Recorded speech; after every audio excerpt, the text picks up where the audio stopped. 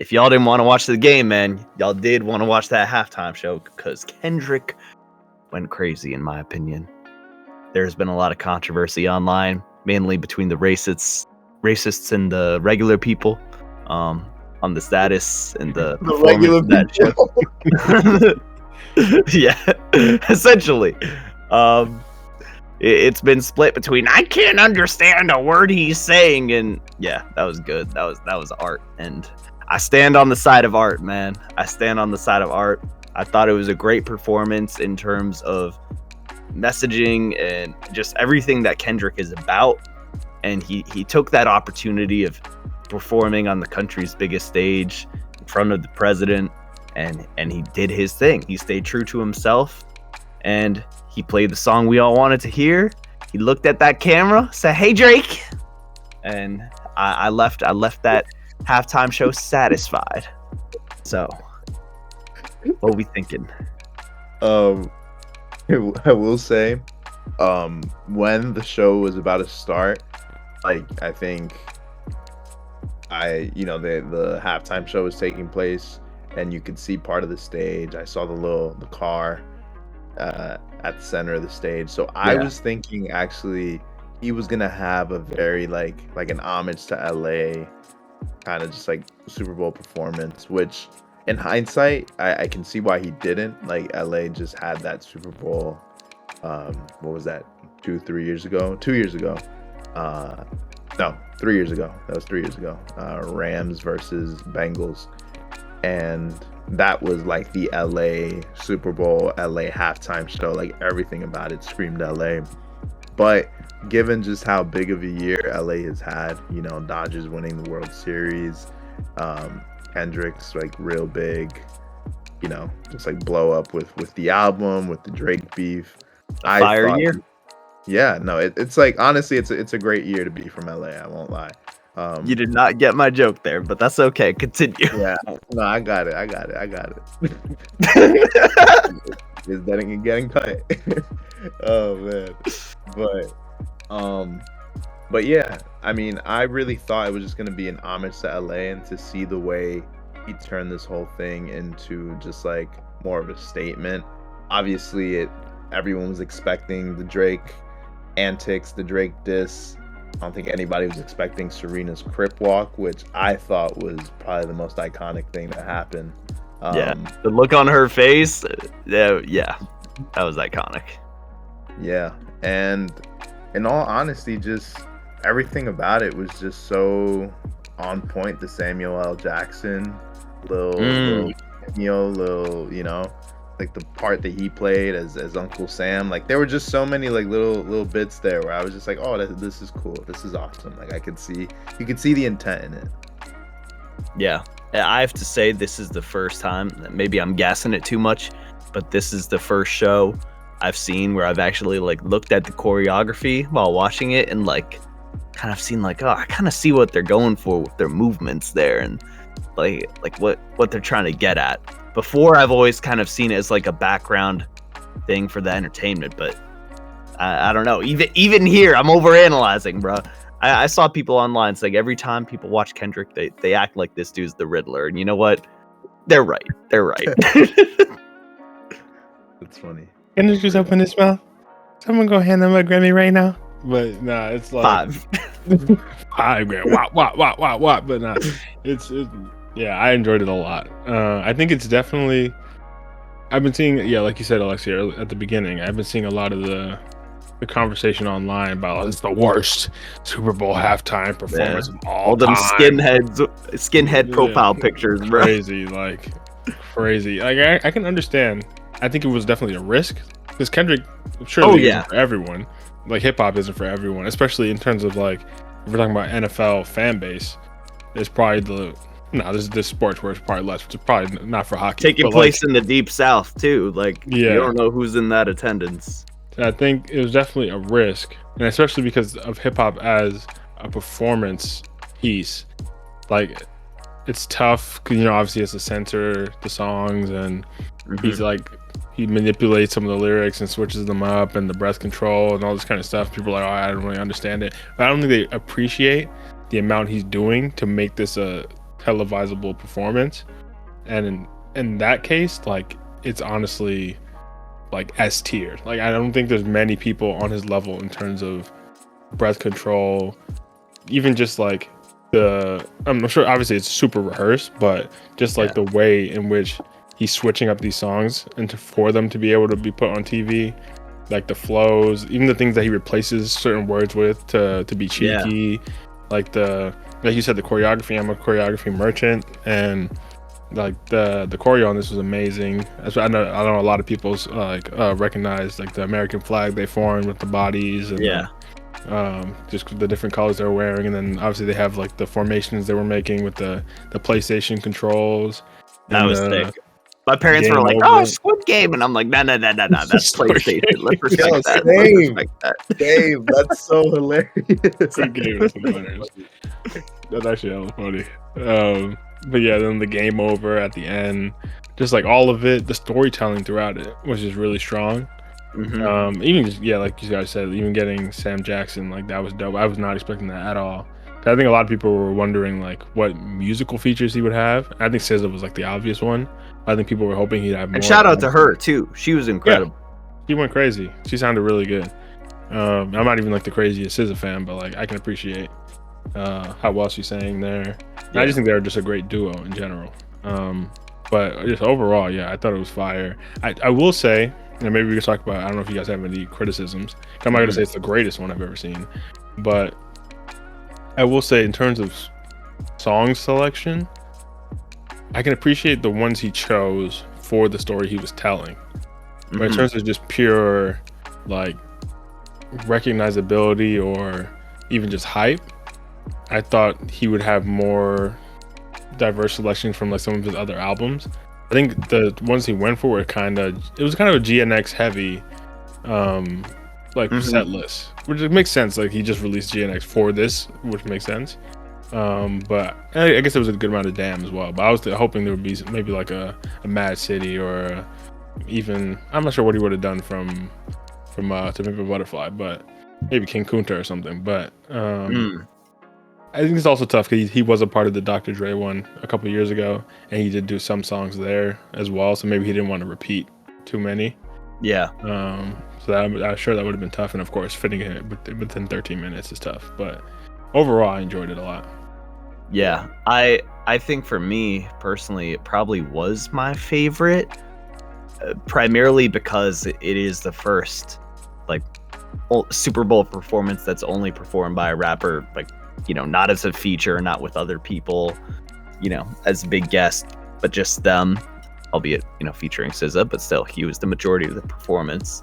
And being able to see that and appreciate, like you said, just how he performed it in that arena. Like, I've never seen hip-hop performers rap that much and, like, say as much as they do, and the choreography and everything, and it turn out well.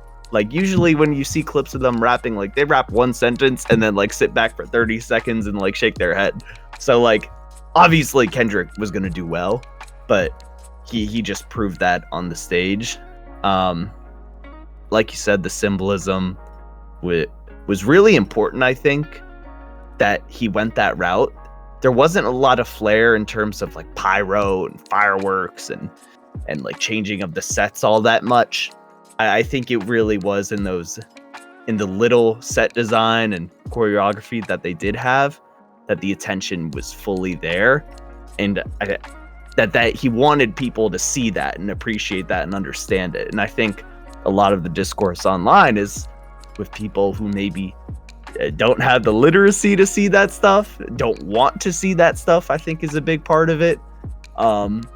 And I think being able to have a conversation like that coming from a Super Bowl halftime show, it's really important and really cool to see, because I think football, one thing I've always disliked about it too is it always seems like a weird outlet for the US as a country to be like, look at us in our military and our might and our manliness as we play this manly national game of football. It's like this weird combination of like government and sport that you don't really see anywhere else, I feel like.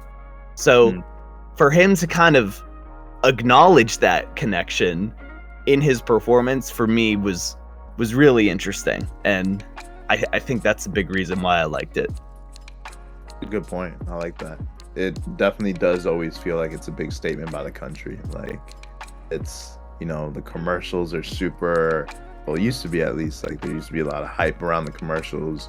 So I definitely hear what you're getting at. I will say, in regards to like why just songs or majority songs from GNX, I will say him and SZA are going on tour very soon. I did see, so I can also see this kind of being like a little bit of like a promotional, because I guarantee you a lot of people saw that last night and probably want to buy tickets now to go see them live. So it's a stadium tour, so you know, there's that as well. So, and I think GNX too has like most of the, I feel like for Kendrick, it's a lot of songs which are just fun to hear and to like dance to. Like, sure, he has other songs like that in his catalog, but I feel like the most approachable maybe are from GNX. Yeah, I think that's fair, and I think it's like a double-edged sword where, like, as I'm sure the three of us all listen to GNX, and there's people who follow Kendrick and follow, maybe not hip hop as a whole anymore, but like I still follow like this side of hip hop to an extent. Like, I was excited to hear these GNX songs, and like I was watching with my family, and I was bumping the songs, singing the lyrics to all the songs. But I think the other side of that is that because GNX is so recent, and if you're not already tapped in, then this is even like a lesser chance that you would have heard some of these songs or like been as familiar. Obviously, like not like this is not on GNX, but like that one speaks for itself. But like even like Squabble Up or TV Off, which are big for like the community, but I feel like it's so recent that like if you're not tapped in, you might not have heard it. Whereas like something like Humble, which is like however many years old and was super big at the time, even if you're not super tapped into Kendrick, by now you would have heard Humble and you would have recognized Humble.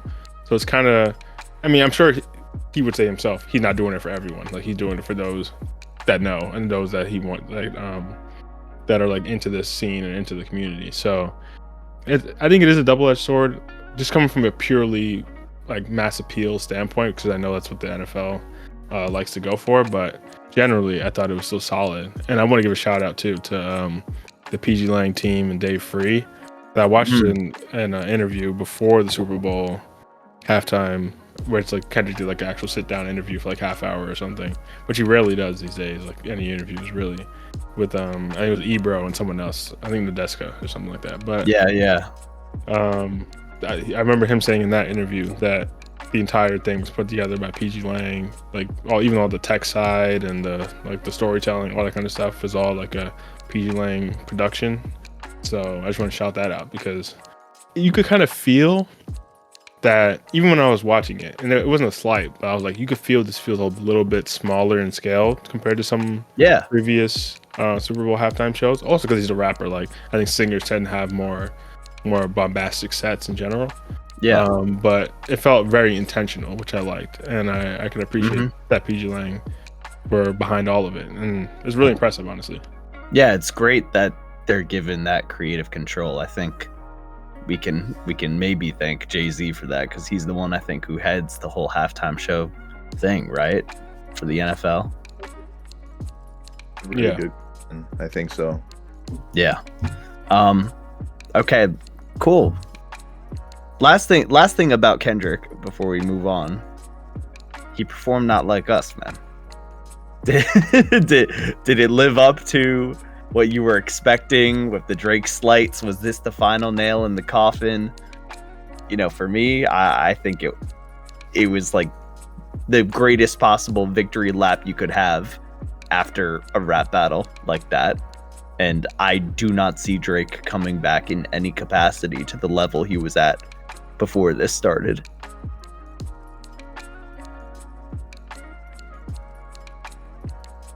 Oh, whoops. Yeah. Honestly, I think it lived up. The way he was teasing it, I think we all knew he was gonna play it, at least even with the ongoing lawsuit. Like, I was convinced that he was.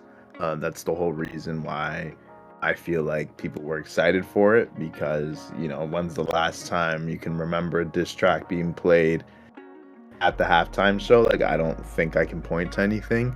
So the way he was kind of teasing it, the way the beat was kind of coming in, and then he would transition into another song, and then that last line where, well, there were a couple that was like, they like to sue, and then he was like something like they tried to, what was it, like rig the game, but you can't fake influence. Like he was teasing it for a minute, and then when he finally, I think he started with like a bit of a freestyle, and then he finally like starts rapping the song, I got hyped because I was like, ain't no way, man. Like, even though like I said, I knew he was gonna play Not Like Us, when he actually did play it, there was I think it was everything that you would kind of expected. The crowd singing along, like you mentioned earlier, Lexi. He like looks right into the camera, and I don't know, it was such a moment, and I feel like that's gonna be one of those that just people are gonna remember forever.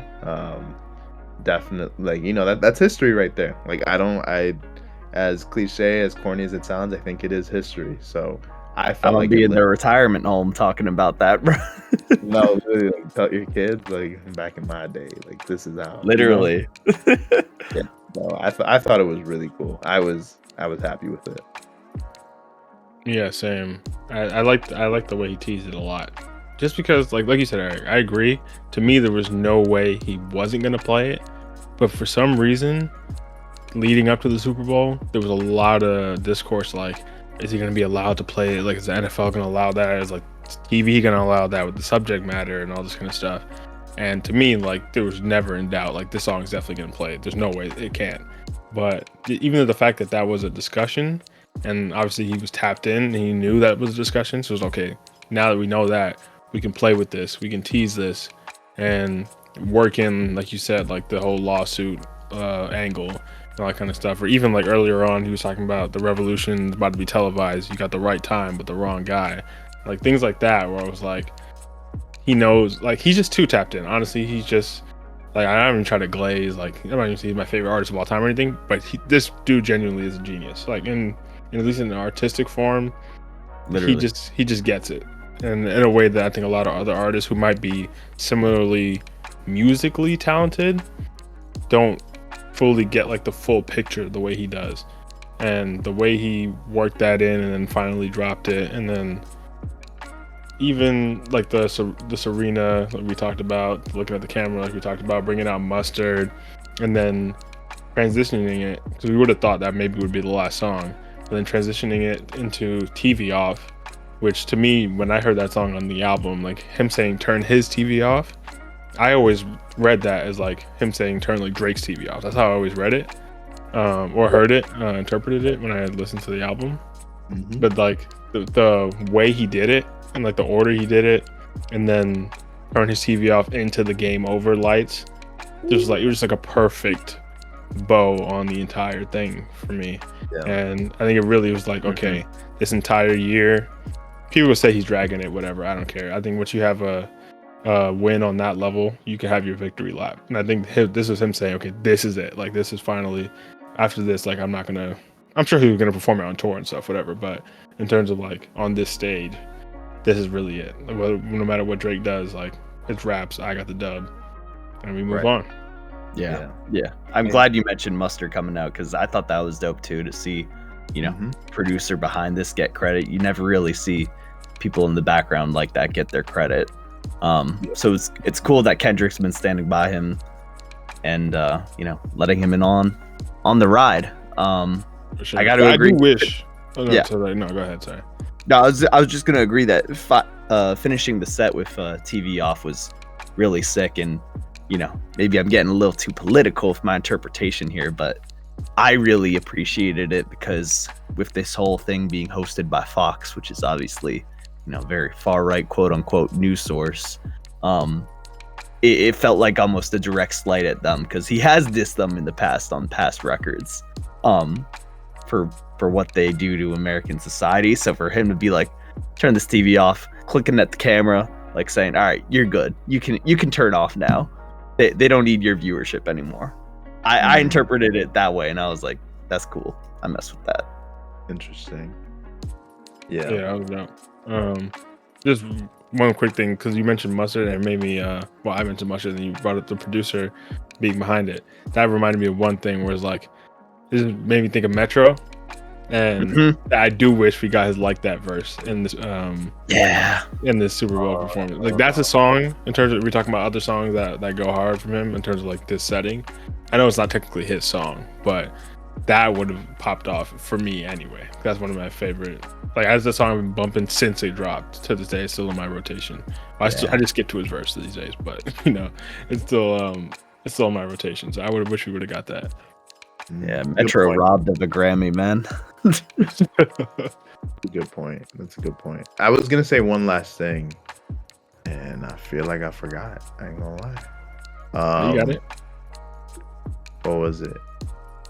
Oh, nah. It's actually, I feel like we're past it. But I was also gonna mention the whole Game Over thing and the blackout. Like, he has definitely had his victory lap with this whole track. I think the final nail in the coffin is that big concert he did. I believe is that Into It, right? Where he brought out, it wasn't it had to be Into a Dome, or was this or was it? I was about to say Staples, Crypto. Anyways, he had a big show at some point this summer, and he brought out like everybody from LA. He had Russell Westbrook, he had DeMar DeRozan on stage. He had just like a lot of people. Oh, when he brought LA together, yeah, and I think that was at the Forum. Yeah. Oh, was it the Forum? Might have been the Forum. I was like, what other arenas? Yeah, the Forum. And just the way he performed that song, I can't remember how many times he performed Not Like Us. I thought that was the final nail in the coffin. I've heard people say this was the first nail. I've heard people say like the final nail had already been nailed in. This was just him turning the grave over and just like walking away. But yeah, it's kind of crazy to see beef at this level, like so publicly just put out there, and have the way everyone was kind of just feeding into it. It was cool. It was cool. And I can't, like, really, I know I mentioned it already, but Serena's Crip Walk was really what did it for me, man. Like, I think that's where I lost my mind. But yeah. Dancing on his grave. Yep, all around. Great performance. Cool. And literally, what makes it all the better, bro, Drake is in the land down under right now. So it all adds up. Yeah. I don't know how you like do a whole tour while this is going on. Like, trying to act like 50, bro, like bullet holes and smoke coming out of his chest. Like, bro, you're not that guy. You're not that guy. Stop.